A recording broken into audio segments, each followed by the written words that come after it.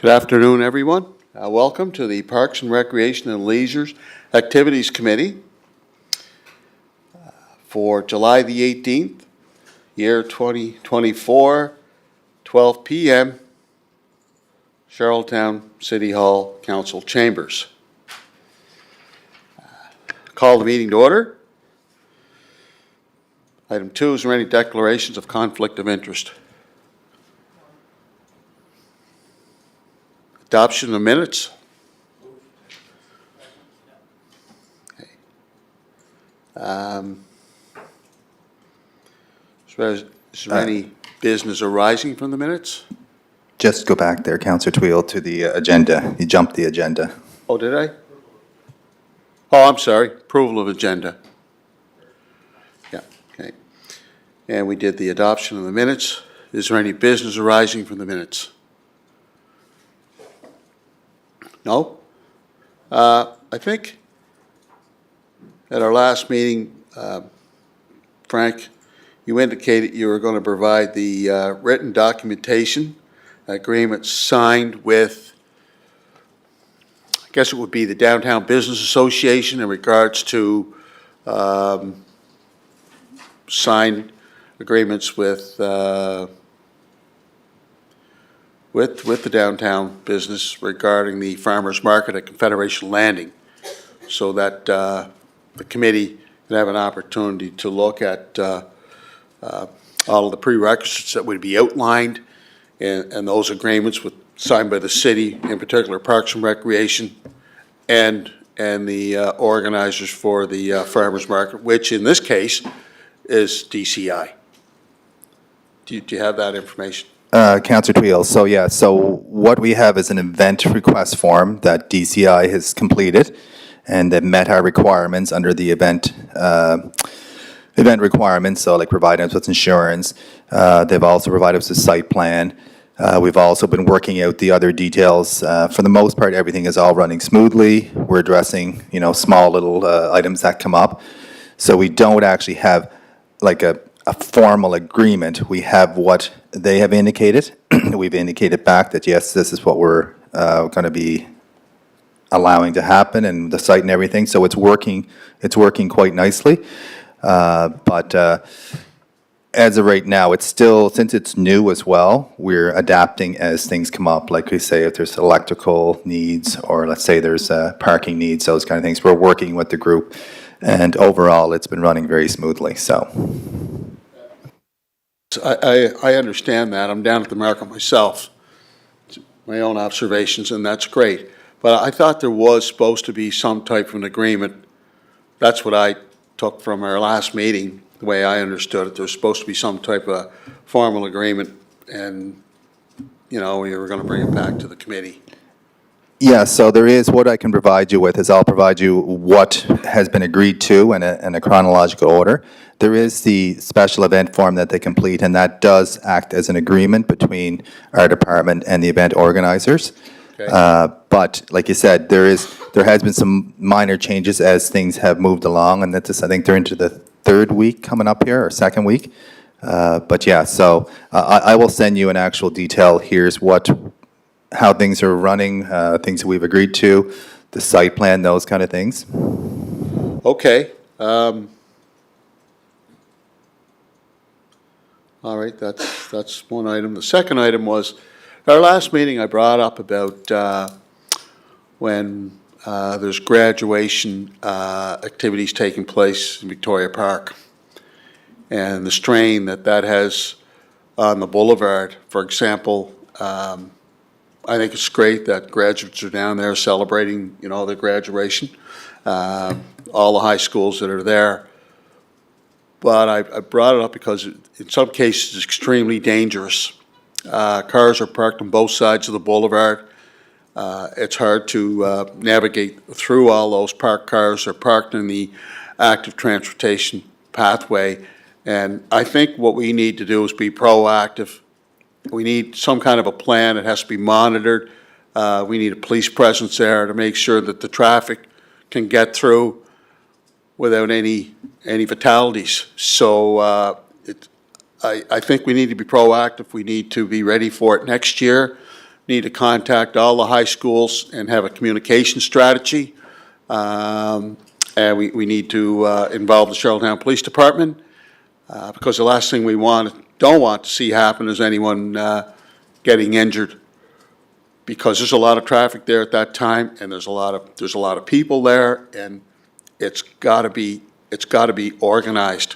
And we get the message to the respective high schools that parents and some of the students can park their cars in the provincial parking lot, as opposed to parking, like they took over the active transportation pathway, the lane going down to where the pavilion is, both sides of the boulevard. It's a very unsafe situation, Frank.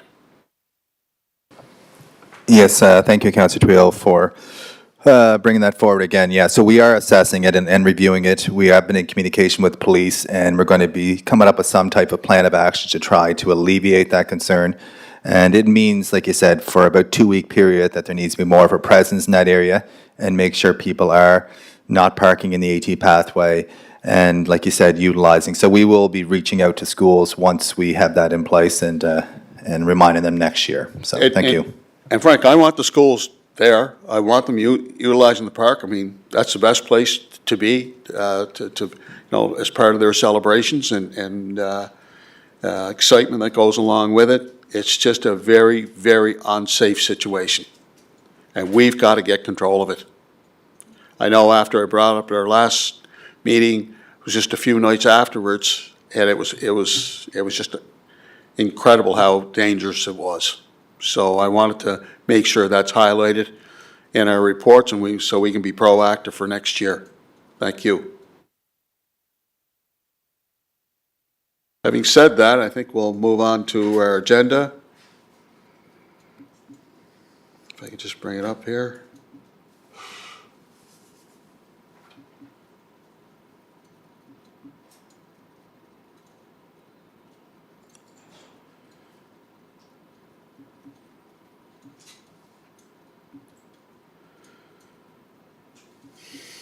Just bear with me.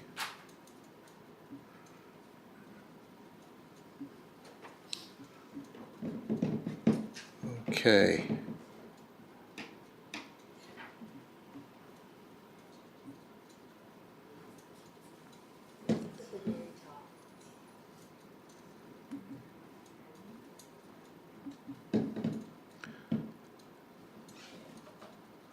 Okay, the first one is a resolution to award the tender for the Victoria Park City Diamond overflow parking, drainage, and improvements. All right, thank you, Chair Twill. So this resolution is, as you indicated, to approve the overflow parking area. And it's interesting, this actually probably will help alleviate that previous concern you brought up with parking in the park and whatnot. This area next to the ball field, outside the ball field, and next to the maintenance shed has been a problem area for years. We've attempted to do, fixes to it, and it has not, it's not worked. So right now we are looking at the overall whole area, and we're actually looking at the drainage, how we can improve that drainage and get the water flowing properly, improving it, and then making it a more acceptable overflow parking area. It will actually have, I believe we're looking at crushed asphalt. Nancy, is that correct? Or yes, so crushed asphalt we're looking at putting on the surface. So that means it'll stand up. It gets a lot of use, especially this time of the year.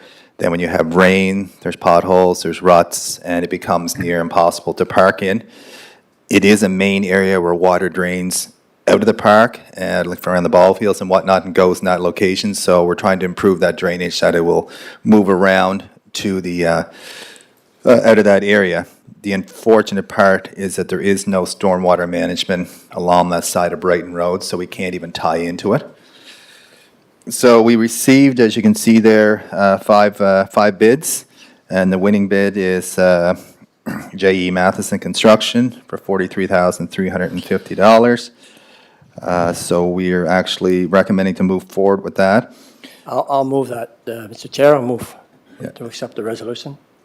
And you'll see in addition there, there is the 18,000 from CBCL to do the design work, and it did involve a lot of design work because we're trying to improve the drainage, so. Okay. Yep, go ahead. Oh, sorry, thank you, Chair.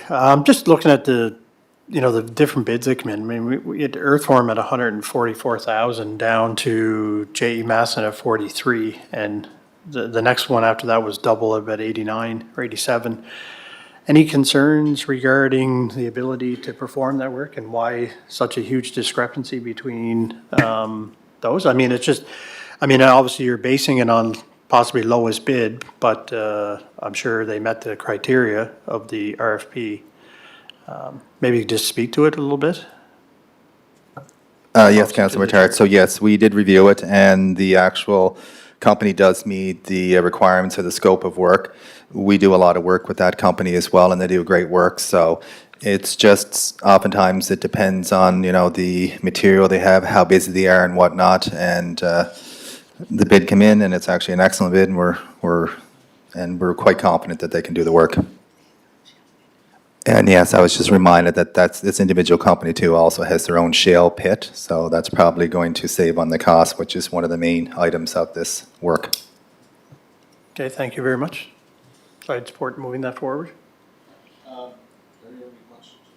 Not really, no. This is an area we've been looking to get reinstated for quite a while. It's good to see this here, so, yeah, pretty straightforward, so that's why I say I'll move the resolution and go to council. Okay, just one additional question, Frank, if you don't mind. Is there a rating system, like, Scoring system. besides, what we see here in front of us in terms of, the different amounts that were submitted by the different construction companies? But do staff do, I think in some cases, staff and Parks and Rec do a rating system, and sometimes senior staff does not recommend the lowest bid.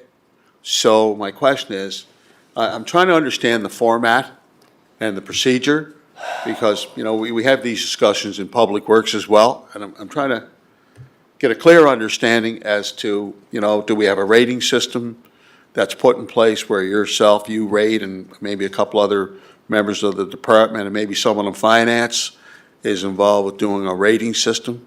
Can you address that? Yes, Councillor Twill. So with regards to the rating system, tenders oftentimes are based on do they meet the requirements of the tender and then the actual price. So that's what it's based on. They meet all the requirements. They've completed the tender completely, and they meet all the requirements of that, so we have no concerns with that. And then their price is the lowest. Oftentimes when you're talking about a rating system, it usually relates to an RFP, request for proposals, where you actually have a criteria for evaluating. You can have that in tenders as well, but this is a pretty straightforward tender where we indicated we need a price for this, that list of items. They've provided prices, the company provided all the requirements of the tender, so we will award it based on price, and they just happen to be the lowest price, so. I raised the question because one of our last. Can you hear me? I raised the question because I think one of our last resolutions last month on the pickleball court, there was a rating system, and we didn't go with the lowest bid. I'm just bringing that up as an example. Again, I'm trying to understand the format. And I guess what I'm striving for is consistency and predictability.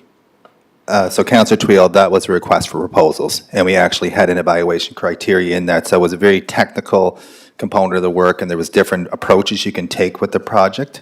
So that was an RFP. We put in evaluation to rate different areas, and the company just happened to be the higher bid, but they had the most expertise, and we ended up going with that company. So it was the best value we felt for the buck. So if there is in the tender, if there was something put in it for an evaluation criteria, it could be as well, but the norm is that it's based just on price. Thank you. Okay. Move. Second. Motion carried. Thank you. Our second item on the agenda. Sorry. Second item on the agenda is award for the resolution to award the tender for the Victoria Park Maintenance Building renovations. Frank? Okay, Councillor Twill. Yeah, so this is another project in the park as well, and in the very close area. It's been a project on our list as well that we've been wanting to get done for a while. And we recently went out to tender, as you'll see. We had 3 bids. One bid was disqualified because it was incomplete, so that would be, for example, that'd be a reason why a tender could be disqualified, because they didn't provide the necessary information. But the company we're recommending to go with is the low bid, BNS Construction, for $63,717.11, and then also the additional amount of $15,000 from 9 Yards for the architect and professional services and the project management be accepted. So here you'll see as well, the lower bid is about half of what the other bid was, but they do meet the requirements, and they're probably, I can't explain why, but maybe they're a smaller company and they have less overhead costs or whatnot, but anyway, ultimately, at the end of the day, this project is, the building's a unique structure in Victoria Park. It has been there for a lot of years. The old section of the building, so there's 2 sections to it. The old section was moved from the tennis courts many years ago. Then we made an addition to it, the building some time ago. The building is unheated. It's around 1,000 square feet. A few years ago, we put in a new foundation under the building. And the building is used for storage of, parks maintenance equipment, including lawnmowers, tools, supplies, and also staff lockers. And the building is also connected to the city water supply, which just is used for distribution of water downtown when people need it for water and flower beds and whatnot. So yeah, and the primary renovations includes the replacement of the roof, replacement of the wood shingles on the siding, replacement of the wood sills, and replacement of the overhead doors. And the building will be stained or painted to match sort of the aesthetics of the park. I'll move it. It's pretty straightforward, yeah. Frank, considering the activities in the park and the equipment that needs to be stored in this facility, I remember when that building was first constructed, when the resolution was passed by City Council to approve this building. I wasn't a member of council at the time, but I used to attend the meetings. And I remember when this building was first constructed. So I would venture to say you're going back in the late 1980s when this building was first constructed. And there was a big debate about whether or not that building should have even been there because, what you put in Victoria Park. Nonetheless, I think it's worked out well. Here's my question. Is the building big enough to accommodate all of the equipment and resources that Victoria Park, the maintenance crews, need in terms of all the amenities that are required to look after the park? So the current billing is sufficient for the needs. Now, we can't add anything more to it, and we're oftentimes, moving things to other locations, whatnot, but it does meet the need.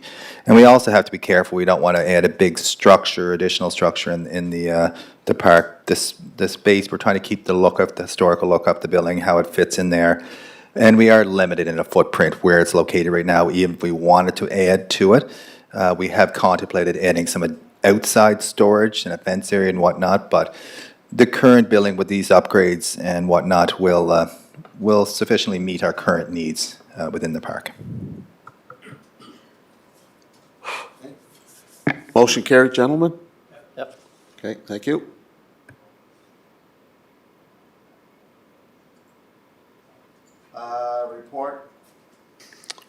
Report regarding capital projects.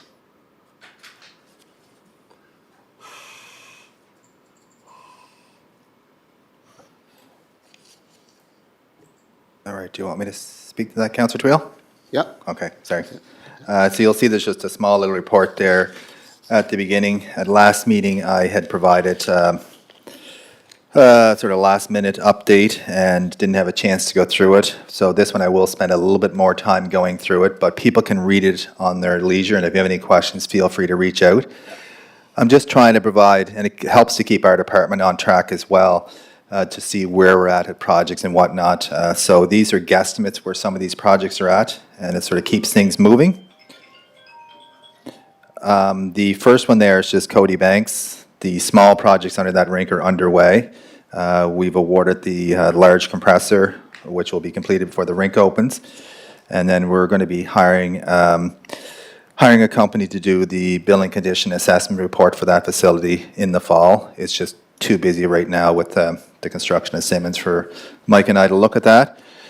The next project here you'll see is the Simmons Sports Center, and you'll see, I broke it down into tenders packages, so you'll see where the building is sort of near completion in a lot of areas. The first one, the pre-engineered steel and building envelope, is 100% completed. The demolition of the old Simmons and pool, the pool has already been removed. The demo of the arena will start on July 3rd, and it's expected to, July 23rd, and it's expected to take 5 to 6 weeks. That is a fairly large undertaking. I'm sorry to interrupt. Did Parks and Recreation make a commitment to the organizers of the flea market that the flea market would go till the 28th of July? Am I wrong on that date? Initially, when we consulted with them, we said you could be in there as long as that, but we told them that, when the building is scheduled to be tore down, you'll be given notice to have to move, if you have to move earlier. And that's what ended up happening, is that we have to allow at least 6 weeks for this building to come down and to be done before school goes in. So that means that it's had to be moved up to start on the 23rd. And the flea market group were notified that they're in there. Even throughout the summer, if something had to come up and we had to move them, they were told they were in there, but each week you'd be let know, okay, you might have to move a week or two earlier, and this is what ended up happening, so they had to move in a week earlier. So Move out. they were notified that this is what's coming down the pipe. Yes, yeah. All right. I don't know how well that's going to go over, but anyway. Our arena superintendent has been in communication on a regular basis with the organizer of the flea market, and he's been very appreciative even getting access to this building, because we weren't even sure if that was going to happen, so. Go ahead. So then the next part is the elevator. It's 90% in. There's just a couple items with regards to it becoming operational, which is one of the data lines. It needs to be put in as well. So that's near completed. The concrete underground services and site prep is 99% completed. There's just some minor work remaining. The pool package is about, the new pool is about 65% completed. The majority of the Chair. pool. Sorry, Excuse me, Frank. sure. Everything that he's reading is on here. Yeah, Why don't we just, if anybody has any questions, they can talk to the manager after, because it's just, yeah, that's fine. everything's there. He's just reading what's in front of us, and we've already read it. Yeah, if you have any questions, feel free to contact Frank. Yeah. Ask him. Okay, I concur with that, if that's good. I just wanted to give you the benefit of the doubt, but yeah, I don't have an issue with that at all. If you have one. I have questions that I'd like Yeah, to please, bring up. feel I free. said reach out to him, though. Reach out here. Okay. So on the capital project list, if you go down to the install of the e-watch cameras, so I want to point out that one of the cameras, Mr. Chair, is slated for Joe Giz Park. And I think it is imperative that that camera get installed as quickly as possible if it's not already been done, because it says you're just in the planning stages. I'm not sure if that's being driven by police services or in coordination with both parties with Parks and Recreation. So I would like to highlight that be prioritized over, for instance, the Central One Field and Frank Macaulay Park, which I feel are less of a risk at the moment for an e-watch camera. Who wants that one, Frankie or Nancy? Councillor Matard, so yes, so Nancy has been in communication with police, and we're working out the details. We're waiting for them to get back to us with what's the best option. And all three locations are really pressing areas for us. We're having issues at all of them, and we appreciate Joe Giz Park. So I think once we hear back from police on where they recommend to place it, and they need to have access to the proper data line and whatnot, then we will get them installed as soon as possible. But like I said, we've made the contact. We're waiting for them to get back with us on where the best location is. Nancy made a note here, and she'll follow up with them. And once we have an indication of when they'll be installed, we'll give you a heads up. Great. Thank you, appreciate that. Appreciate that, thank you. Thank you, Councilor Picard. I definitely share your concern, and there's a broader issue there as well. Yeah. Bernard, is there anything No, you'd like to no, add? thank you, no. Anything regarding the synopsis of the capital projects? No, I went through them, and it gives a schedule on when they're starting and attendance and so on, so no, I'm happy. Thank you. Okay, we have Seniors Engagement Committee meeting minutes for June the 6th, July 4th. We have Youth Engagement Committee meeting minutes for July 4th. Any questions or concerns or anything you'd like to add, delete? Oh, they're doing good work, Okay, yeah. Frank, is there anything you'd like to Oh, add? sorry, just wanted to just point out, and maybe, I know there was an event, I think it was at the Malcolm Dare Center, indicated that there were no counselors in attendance, but that might have been at a time when we were out of province. So again, I look at that and, and sometimes you try to get to as many events as you can and Sure. participate and support. So I think for me personally, if I miss this event, due to, not seeing it or not paying attention to it in my calendar, I apologize. But it did note here, there was concern that there was a lack of counselors who attended that. Yeah. So, Frank, go ahead. So just with regards to that, we did look at the minutes and sort of change that remark. They were still in draft format, and that wasn't the intent. Our staff indicated too as well, the first event, they forgot to notify council. The second event, they did, and it's on the list now that council will be made aware of it. There's no expectation for council to attend them, but to open it up to them if they want to. They were very well received, and we're looking at how we can actually offer more of them throughout the year and potentially offer them at different locations in the city. So we appreciate your comment there. Great. Okay, move for adjournment? Move, second? Second. Thank you. Good meeting. Hello.